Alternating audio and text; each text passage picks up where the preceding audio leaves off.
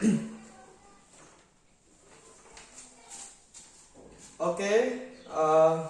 Assalamualaikum warahmatullahi wabarakatuh. Selamat pagi. Hari ini kita akan belajar tentang pengantar matematika. Oke, jadi sebelum kita mempelajari matematika, alangkah lebih baiknya kita kenal matematika. Oke, untuk mengenal matematika itu kita perlu pintu. Ya, nama pintunya adalah pengantar matematika. Mungkin ketika kalian masih SMP atau ketika kalian masih SD, kalian belum diantarkan ke matematika sehingga matematika menjadi suatu pelajaran yang ya sangat menyedihkan lah. Secara umum banyak yang takut dan lain sebagainya dengan matematika, sehingga kita belum mengenal. Karena itu kita belum mengenal matematika. Sekarang kita akan belajar mengenali matematika, oke? Yaitu pengantar matematika.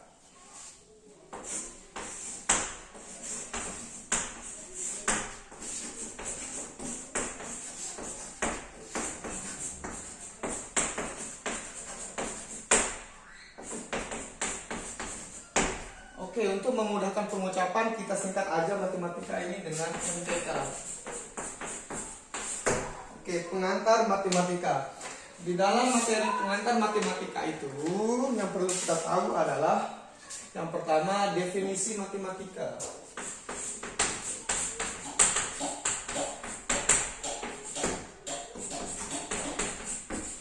Kemudian setelah definisi matematika kita perlu mengenal ada bilangan,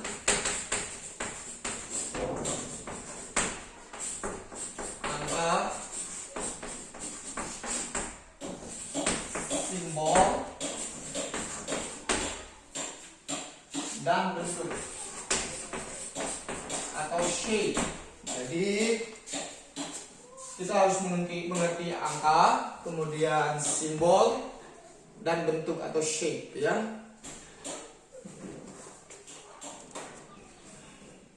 Oke, pengantar matematika. Kita mulai dari definisi matematika. Apa sih matematika itu? Jadi matematika itu sebuah ilmu, ya, sebuah ilmu yang mana di dalam ilmu itu ada kemampuan seperti mengukur, kemudian kemampuan menghitung, kemudian ada kemampuan menganalisis bentuk atau permasalahan. Semuanya itu dilakukan melalui angka, kemudian melalui simbol, dan melalui bentuk. Jadi ada 3 key point di dalam matematika itu. Yang pertama ada disebut dengan angka atau sering dikonsepkan dengan bilangan, Kemudian yang kedua ada simbol, dan yang ketiga ada bentuk. Oke, yang pertama adalah angka atau bilangan. Sebenarnya ini biasanya disebut dengan, kalau di Barat itu numbers, ya, numbers itu aja sebenarnya. Kita ini ada yang membaik, angka, bilangan, dan lain sebagainya. Kemudian simbol, kemudian bentuk. Oke, berarti ada angka, simbol, dan bentuk. Ada 3 hal ini yang perlu kalian ikuti, ya. Kemudian kita mulai bahas satu persatu, ya. Pertama mulai dari angka, oke, atau bilangan. Oke. Jadi apa sih angka atau bilangan itu? Jadi bilangan itu ini sebuah konsep.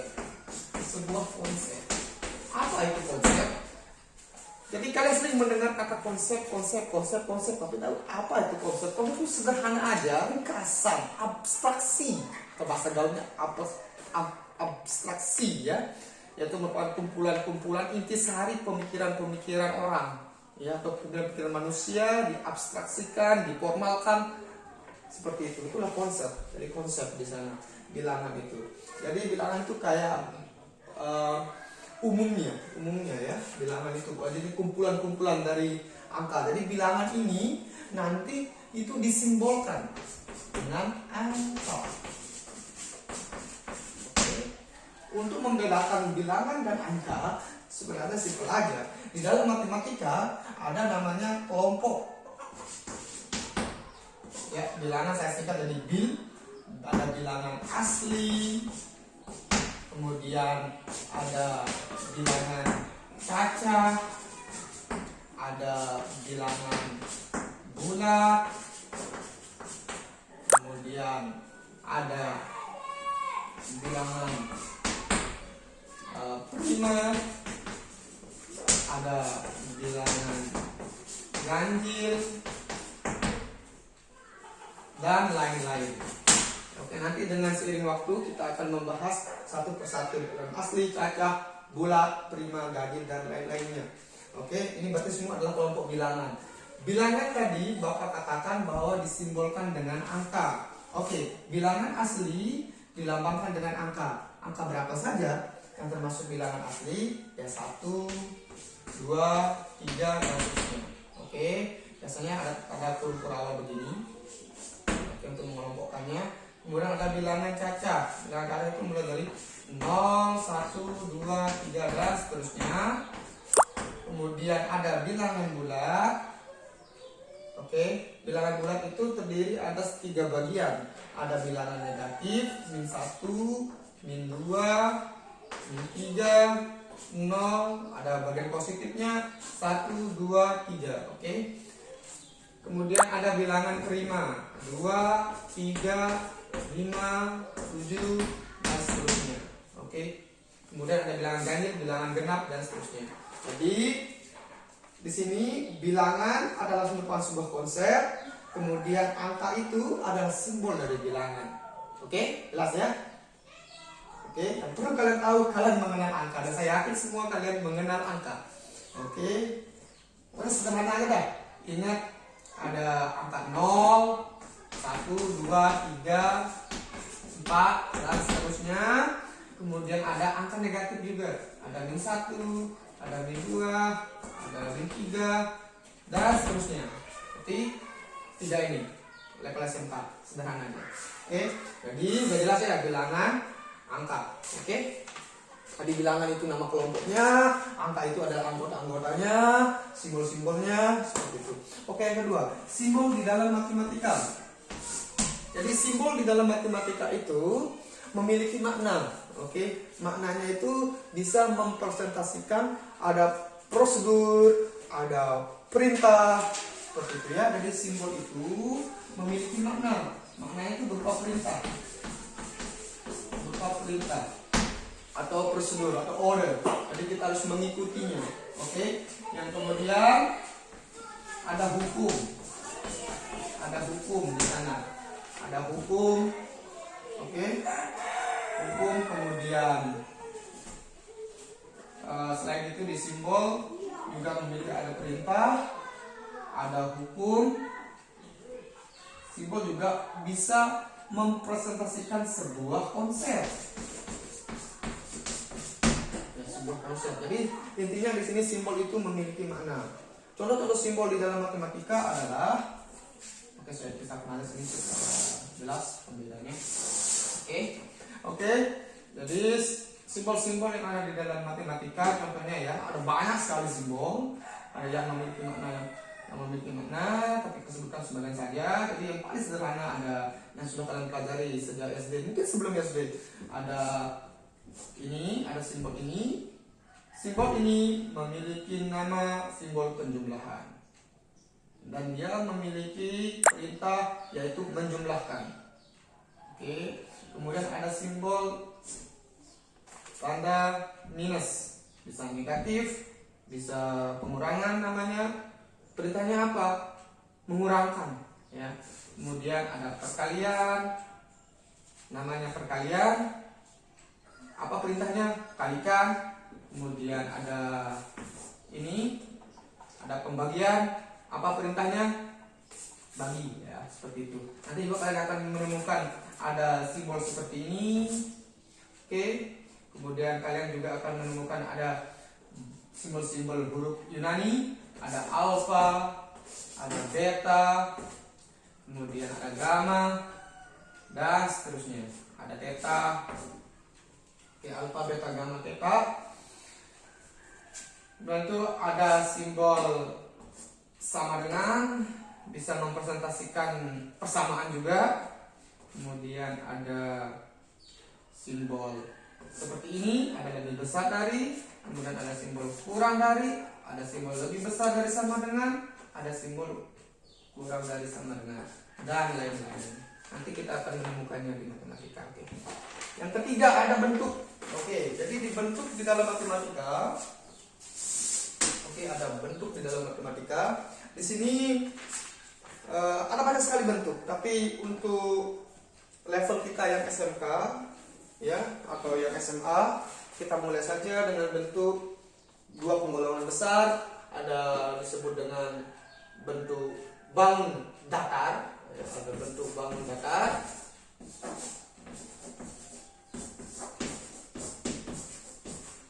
Dan ada bentuk bangun ruang. Ada bentuk bangun ruang. Bangun ruang. Bangun datar ini bisa disebut dengan dua dimensi. Kemudian bangun ruang itu ada 3 dimensi. Oke, jadi cukup dua ini aja yang kita tahu di level SMA SMK. Oke.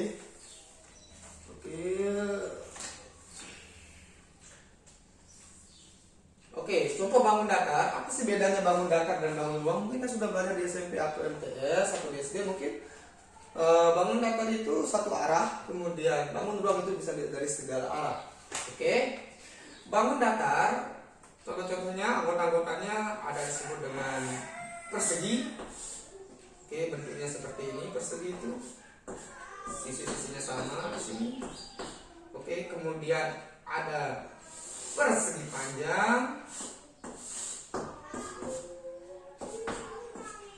Kemudian ada segitiga.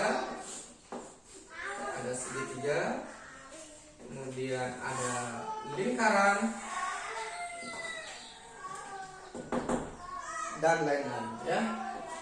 Nanti kita akan belajar dengan seiring waktu mulanya. Kemudian ada bangun ruang. Oke, bangun ruang itu bisa lihat dari segala arah. Anggota-anggotanya ada kubus,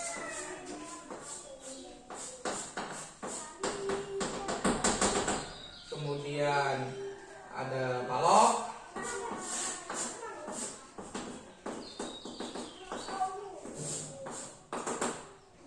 kemudian ada prisma,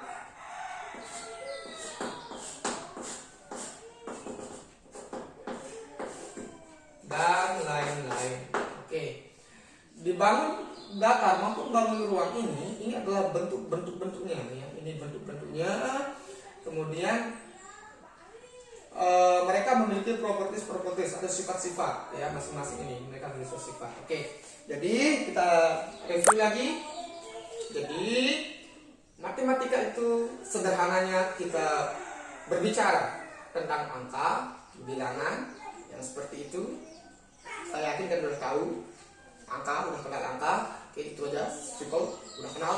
Oke, memahami itu angka. Kemudian yang kedua ada simbol. Nah, simbol-simbol ini yang memiliki makna. Jadi bukan sembarangan simbol, bukan simbol yang tidak memiliki makna, tapi ada maknanya di sana. Bisa dia maknanya perintah, bisa maknanya hukum, bisa maknanya konsep. Yang perlu kita lakukan adalah mengikutinya.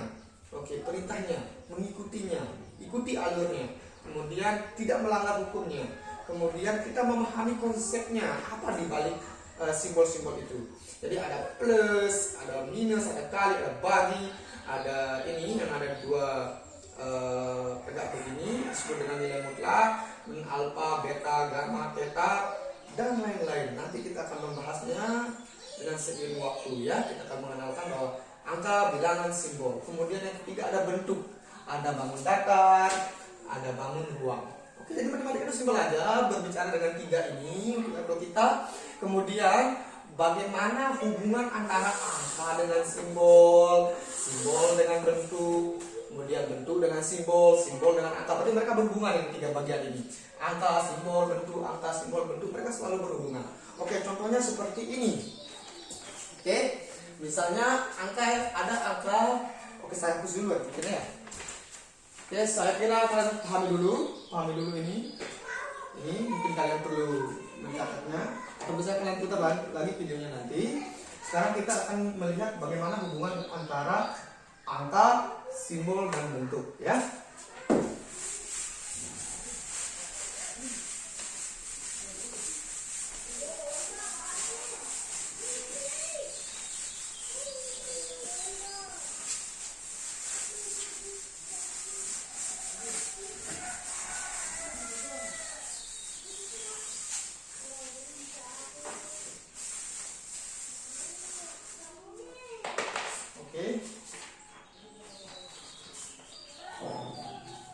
Ini jangan diremehkan.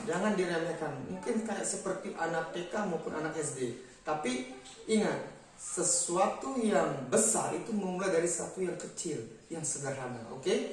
Jadi ikuti alurnya. Oke. Contohnya, ingat tadi ada angka, kemudian ada simbol, kemudian ada bentuk.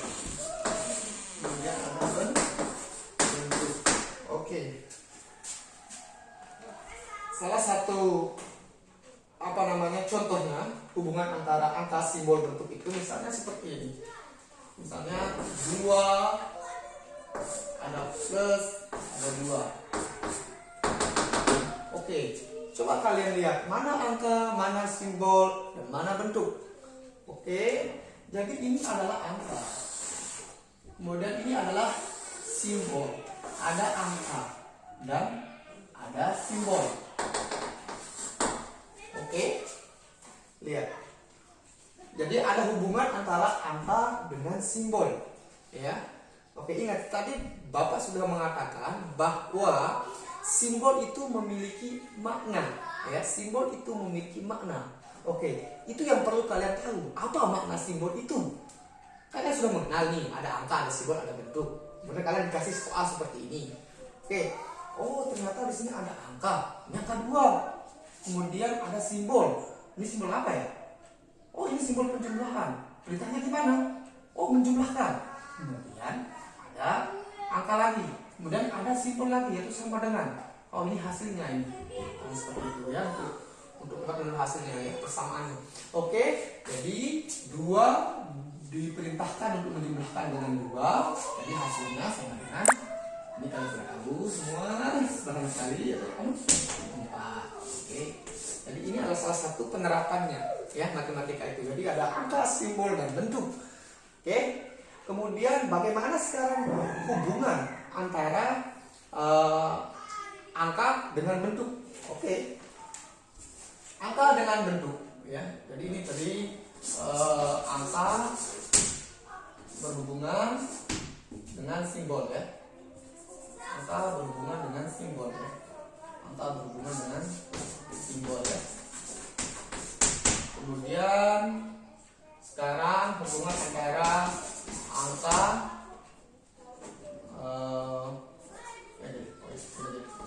ini berhubungan dengan bentuk ya. Ingat, bentuk tuh ada 2 dimensi, nanti ada 3 dimensi. Misalnya kita pakai bentuk yang 2 dimensi. Misalnya bentuk oke, yang lagi ngetren sekarang ya, yaitu layang-layang.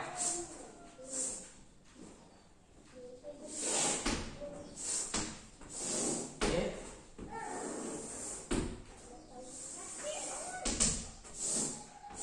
Ini adalah bentuk kan, bentuk ya. Dia termasuk 2 dimensi ya. Kemudian di sini ada angka, ternyata ada 2, oke.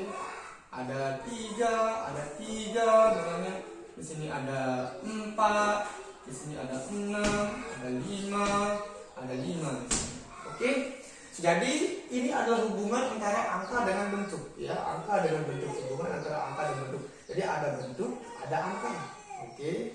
Hubungan antara angka dan bentuk ini akan membentuk suatu konsep ya, atau suatu istilah yang disebut dengan ada sisi nanti ya, ada sisi, kemudian ada diameter. Oke, nanti kita kembali nanti ya. Jadi perkawinan antara angka dan bentuk nanti ada melahirkan sebuah konsep. Kemudian hubungan antara angka dengan simbol nanti juga akan melahirkan sebuah konsep. Oke, dan satu di sini ada konsep penjumlahan. Oke, kemudian yang ketiga ada bagaimana hubungan antara angka simbol sudah, angka bentuk sudah, kemudian hubungan antara simbol dengan bentuk ya, simbol dengan bentuk misalnya. Oke, simbol dengan bentuk. Nah, hubungan antara simbol dan bentuk ya. Jadi hubungan antara simbol dengan bentuk. Jadi hubungan antara simbol dengan bentuk. Oke, kita memilih misalnya di sini kita ambil sebuah bentuk yaitu segitiga seperti itu ya.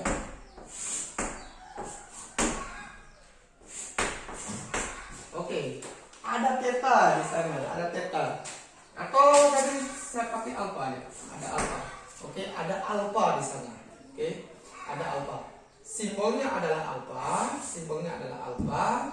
Oke, bentuknya adalah segitiga. Oke, jadi hubungan antara simbol dengan bentuk di mana alpha ini nanti ini akan membentuk suatu konsep yang disebut dengan ada sudut, ada sudut, ada sudut, ada trigonometri.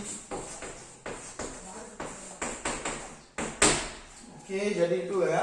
Jadi hubungan antara angka, simbol dengan bentuk itu nanti akan melahirkan konsep-konsep ya, akan melahirkan istilah-istilah ya, yang biasanya nanti bisa jadi judul bab juga. Jadi judul bab itu matematika itu berbicara tentang hubungan angka simbol bentuk, angka simbol bentuk, angka simbol bentuk ditambah dengan logik, ditambah dengan aturan dan lain sebagainya. Ya itu aja ya. Jadi kemudian hubungan bahkan ketiganya bisa berhubungan jadinya ya. Ada hubungan angka, kemudian berhubungan dengan simbol, berhubungan dengan bentuk. Ya. Contohnya yang bisa kita ambil dari sini. Misalnya yang segitiga sinus itu tadi kita gambar ulang ya, alfa. Oke, di sini kita taruh angka 6, 8, 10. Nah lihat di sana ada angka yaitu 6, 10, kemudian 8, ada simbol yaitu alfa, kemudian ada bentuk yaitu segitiga sinus itu ya.